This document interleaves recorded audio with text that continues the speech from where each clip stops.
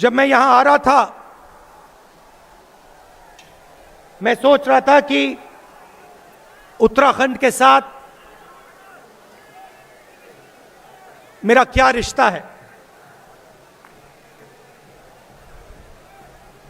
और याद आया कि जब मैं छोटा था, डून स्कूल में पढ़ा करता था, आपके साथ 2-3 साल रहा और आपने उस समय मुझे बहुत प्यार दिया। फिर सोचा और एक और बात याद आई, और शायद ये मेरे परिवार का और उत्तराखंड का रिश्ता है। मुझे वो दिन याद आया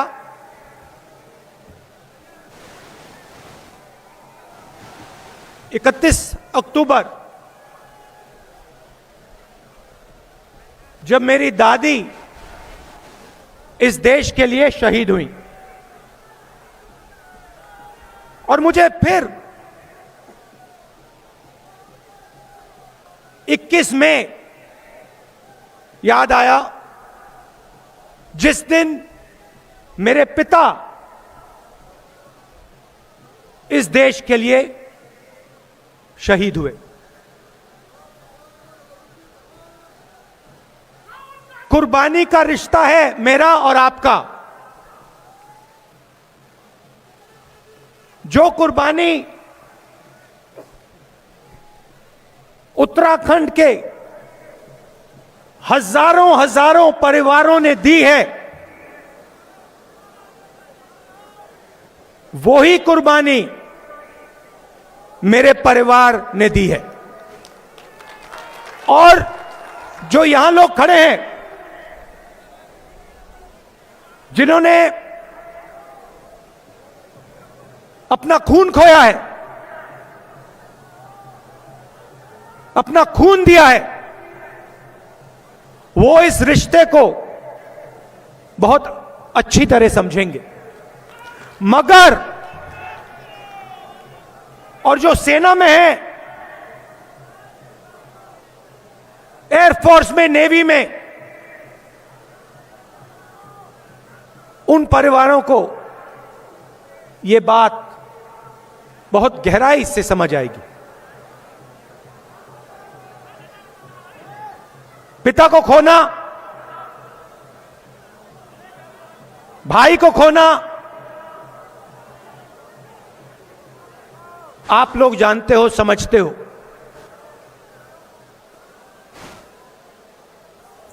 मगर जिस परिवार ने ऐसी कुर्बानी नहीं दी,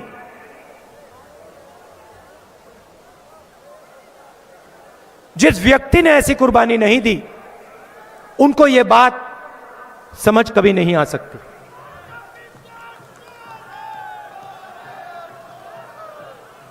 ये आपने देश को दिया है। आप कहते हो, कभी कभी मैं यहां आता हूं, आप कहते हो कि हमारे लोग बॉर्डर पे खड़े होते हैं, हमारे लोग सेना में, एयरफोर्स में, नेवी में। आपको दूसरे तरीके से बोलना चाहिए। आपको यह बोलना चाहिए कि उत्तराखंड ने हिंदुस्तान को सबसे ज्यादा अपना खून दिया है और देता रहेगा।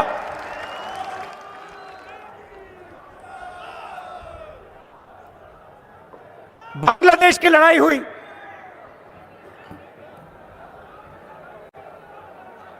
तेरह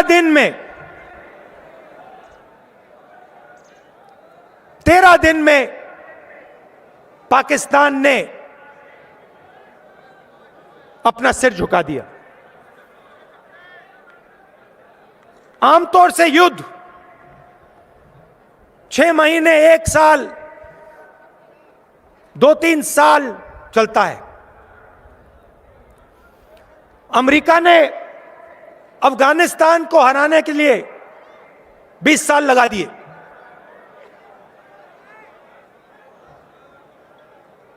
हिंदुस्तान ने पाकिस्तान को 13 दिन में हरा दिया। मगर हमें भूलना नहीं चाहिए, और जो बांग्लादेश में 1971 में हुआ उसे गहराई से समझना चाहिए। हुआ क्या, मैं आपको बताता हूं। एक तरफ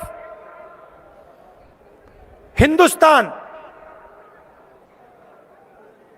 एक होके, एक आवाज के साथ सब मिलकर खड़ा हुआ। कोई कहता है सेना ने लड़ाई जितवाई, कोई कहता है पॉलिटिकल लीडरशिप ने लड़ाई जितवाई, कोई कहता है नेवी ने लड़ाई जितवाई, कोई कहता है एयरफोर्स ने लड़ाई जितवाई। नहीं, हिंदुस्तान के हर व्यक्ति ने, हर जात ने, हर धर्म में एक साथ मिलकर पाकिस्तान को हराया।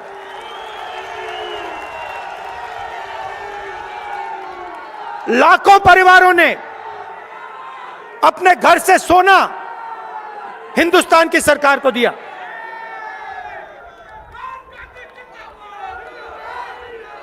बिना बहाने, बिना एक शब्द, बिना मांगे लाखों लोगों ने अपना सोना, घर का सोना सरकार को दे दिया।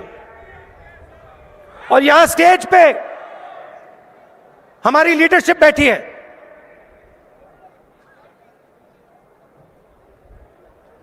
जो सेना और बॉर्डर पे जाके लड़े, इन्होंने भी ऐतिहासिक काम किया। मगर भाइयों और बहनों, भूलिए मत, अगर हिंदुस्तान बटा होता, अगर हिंदुस्तान के लोग एक दूसरे से लड़ रहे होते, तो 13 दिन में जीत नहीं हो सकती थी।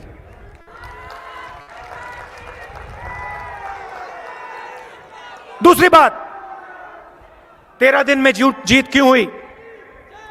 क्योंकि भाई और बहनों, पाकिस्तान बटा हुआ था। पाकिस्तान के अंदर लड़ाई थी।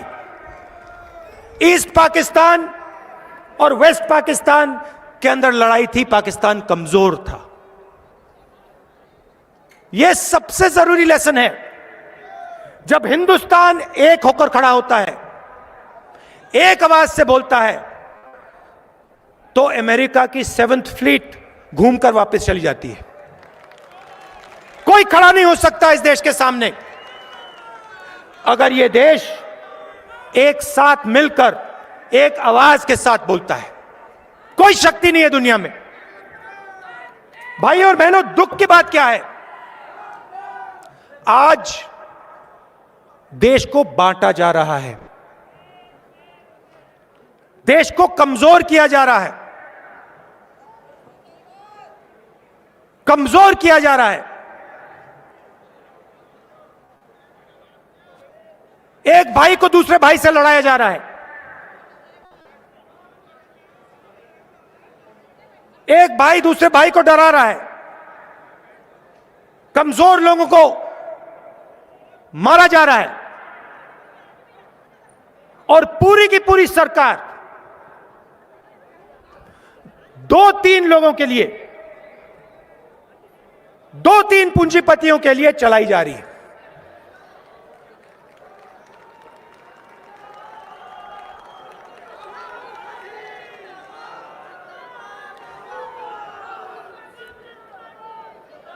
तीन बिल, काले कानून,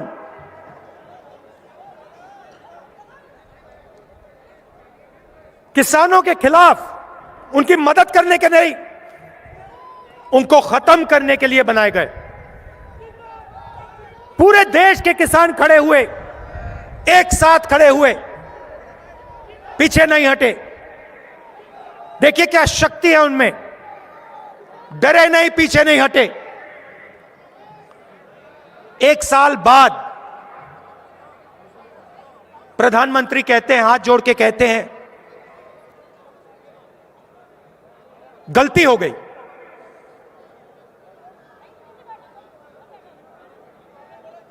माफी मांगता हूं। और फिर माफी मांगने के बाद जो 700 किसान शहीद हुए, उनके बारे में बीजेपी के लोग पार्लियामेंट में कहते हैं कि कोई शहीद नहीं हुआ, एक किसान की मृत्यु नहीं हुई। पंजाब की सरकार ने 400 किसानों को कंपनसेशन दिया। मैंने लिस्ट निकाल कर पार्लियामेंट में रख दी, कहा ये देखो, ये है पंजाब के 400 किसान, हरियाणा के 70 किसान, इनको आप कंपनसेशन दीजिए।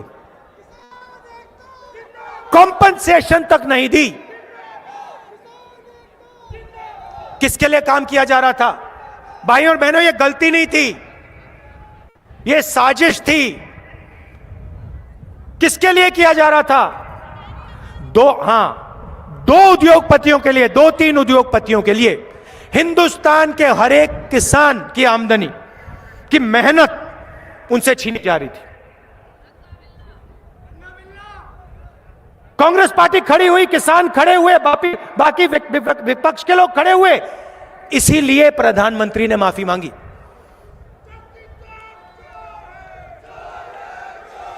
अब सुनिए, ठहरिए, देखिए,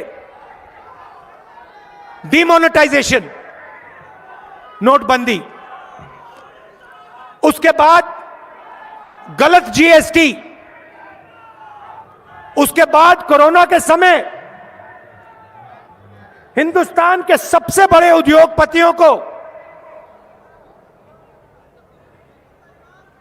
टैक्स माफ, मगर मजदूरों को बस या ट्रेन का टिकट नहीं दिया।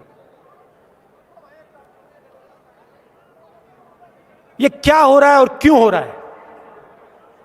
भाइयों और बहनों, चाहे वो नोटबंदी हो, चाहे वो गलत जीएसटी हो, चाहे कोरोना में जो सरकार ने एक्शन लिए वो हो, ये तीनों काम हिंदुस्तान के जो छोटे बिजनेस वाले हैं, मिडिल साइज बिजनेस वाले हैं, किसान हैं, मजदूर हैं, इन पर हिंदुस्तान के सबसे बड़े 2-3 पूंजीपति का आक्रमण है। यहां से लोगों का प्लान होता है, क्योंकि उत्तराखंड में आपको रोजगार नहीं मिलता। क्यों नहीं मिलता, यह सवाल आपको पूछना है।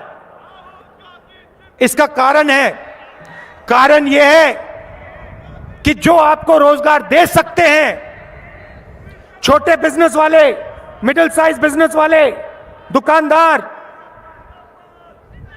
उनको नरेंद्र मोदी जी की सरकार ने, बीजेपी की सरकार ने नष्ट कर दिया है, खत्म कर दिया है।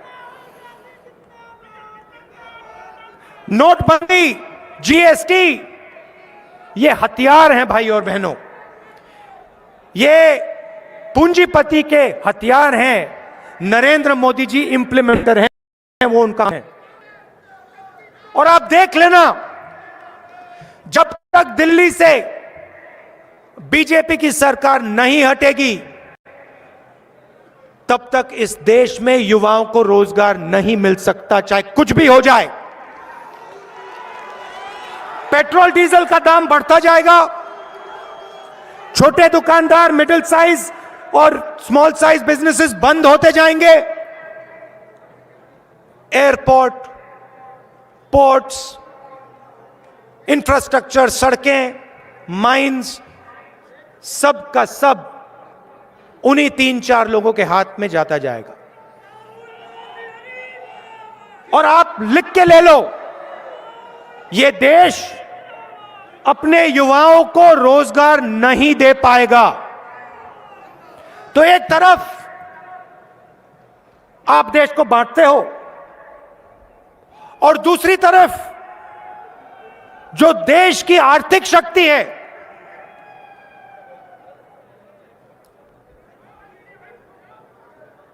उसको आप नष्ट करते हो। भाइयों और बहनों, यह मत सोचिए कि हिंदुस्तान मजबूत हो रहा है। गलतफहमी में मत रहिए।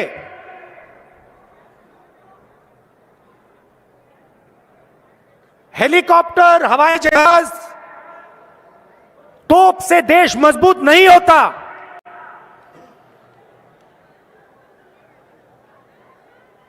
देश मजबूत जब होता है जब देश का नागरिक मजबूत होता है, जब देश की जनता बिना डरे, बिना झिझके, बिना घबराए काम कर सकती है, जब देश की आवाज देश में चारों तरफ आसानी से बिना डरे बोल सकती है, तब देश मजबूत होता है। भाइयों और बहनों, बांग्लादेश लड़ाई के समय देश मजबूत था, हमारे इंस्टीट्यूशंस मजबूत थे, सेना और सरकार के बीच में जबरदस्त रिश्ता था। सरकार सेना की सुनती थी, सेना सरकार की सुनती थी, एक दूसरे का आदर करती थी, कम्युनिकेशन था।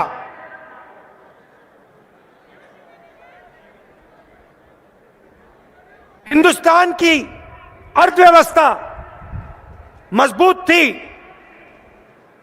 इसीलिए पाकिस्तान को 13 दिन में हराया। आज वो हालत नहीं है। हमारे मीडिया वाले कुछ भी कह लें,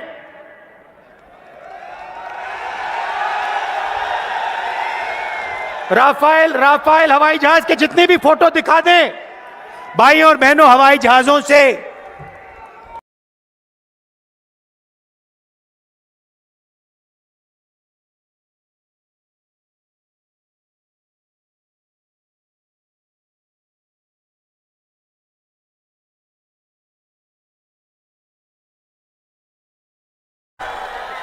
ये कांग्रेस पार्टी में और बीजेपी में फर्क है। हम आपकी कुर्बानी पहचानते हैं, समझते हैं। जो आपने सहा है, हमने सहा है। मैंने आपको बताया, मैं वो दिन कभी नहीं भूल सकता हूं जब मुझे स्कूल में बताया गया कि इंदिरा गांधी जी को 32 गोलियां लगी हैं। मैं भूल नहीं सकता। और वैसे ही उत्तराखंड में हजारों परिवार हैं जिनके घर में फोन आया, पापा शहीद हो गए, चाचा शहीद हो गए। रिश्ता है आपके बीच में, मेरे बीच में, इसलिए मैं खुल के बोल सकता हूं आपके साथ।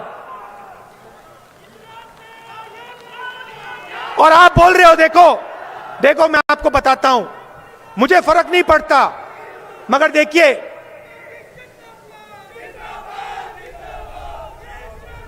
आपने इंदिरा जी का नाम लिया। आज फंक्शन हुआ है, बांग्लादेश लड़ाई का फंक्शन हुआ है दिल्ली में, उसमें इंदिरा गांधी का नाम तक नहीं है।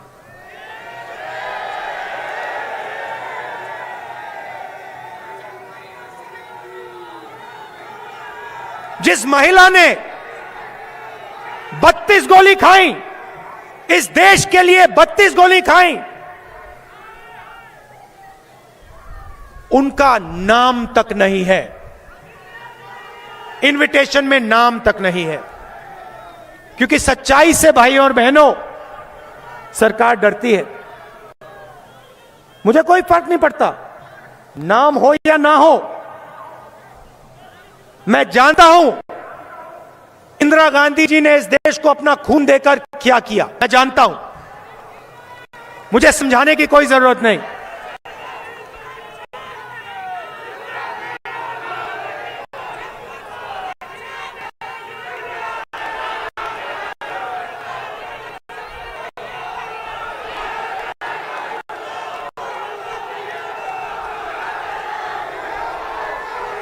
चुनाव है, मैं आपको दो तीन चीजें कहना चाहता हूं। आपके सामने सबसे बड़ी समस्या बेरोजगारी की है। आपके लोग यहां से पलायन करते हैं, बाकी प्रदेशों में जाते हैं।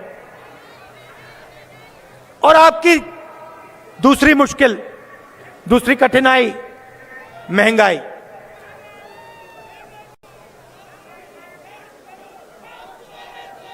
महंगाई के बारे में दो चीजें कहना चाहता हूं। महंगाई क्यों है? देखिए,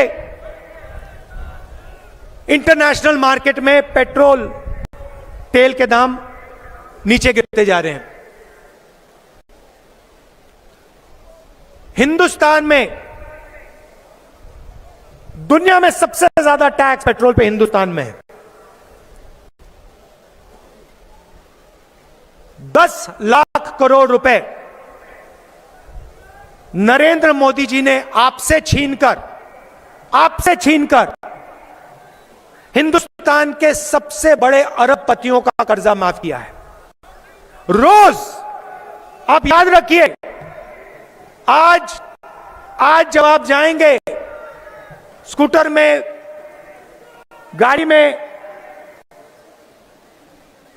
पेट्रोल भरेंगे, तो आप याद रखना, जो आपके जेब में से पैसा निकल रहा है वो हिंदुस्तान के सबसे बड़े अरबपतियों के जेब में सीधा जा रहा है। क्यों जा रहा है? क्योंकि वो 2-3 अरबपति नरेंद्र मोदी जी की मार्केटिंग करते हैं।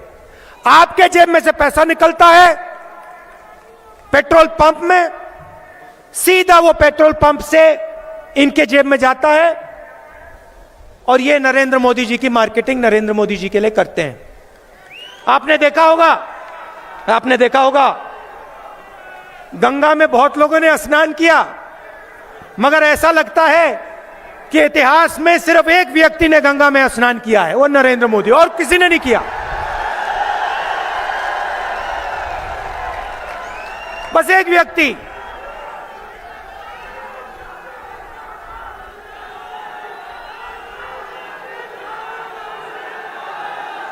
और कोई गंगा में स्नान नहीं करता। वहां पे भैया योगी जी को परमिशन नहीं दी, बाकी को छोड़ो।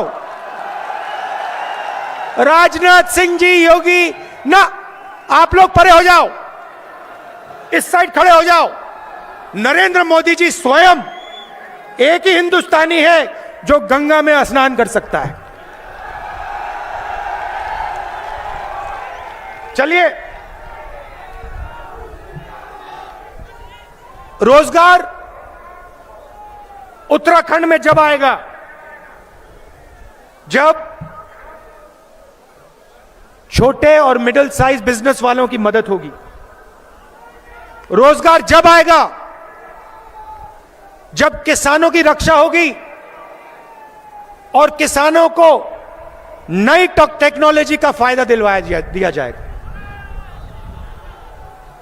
2-3 पूंजीपति को पूरा का पूरा धन देने से उत्तराखंड आगे नहीं जा सकता। और मैं आपको गारंटी देता हूं कि जब यहां कांग्रेस पार्टी की सरकार आएगी, किसानों की रक्षा होगी, उनकी पूरी मदद होगी। कानून बनाए जाएंगे तो उनके लिए बनाए जाएंगे, 2-3 पूंजीपति के लिए नहीं बनाए जाएंगे। और जो हमारे युवा हैं, जो स्मॉल एंड मीडियम बिजनेस वाले हैं, जो दुकानदार हैं, उनको सरकार पूरी सहायता देगी। और एक बार फिर आपके इस प्रदेश में रोजगार पैदा होना शुरू होगा। आप सब आए, दूर दूर से आए, इतने प्यार से आपने मेरी बात सुनी, इसके लिए मैं आपको दिल से धन्यवाद करता हूं। नमस्कार, जय हिंद।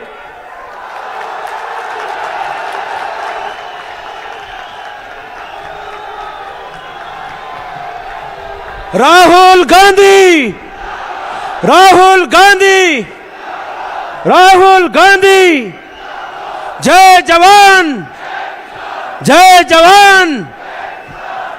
मैं राहुल जी का उनके संबोधन के लिए बहुत ही सब यहाँ पर उपस्थित सभी लोगों की ओर से, उत्तराखंड के दूर दूर से पधारे हुए सभी लोगों की ओर से हार्दिक धन्यवाद करता हूँ और आप सबके प्रति आभार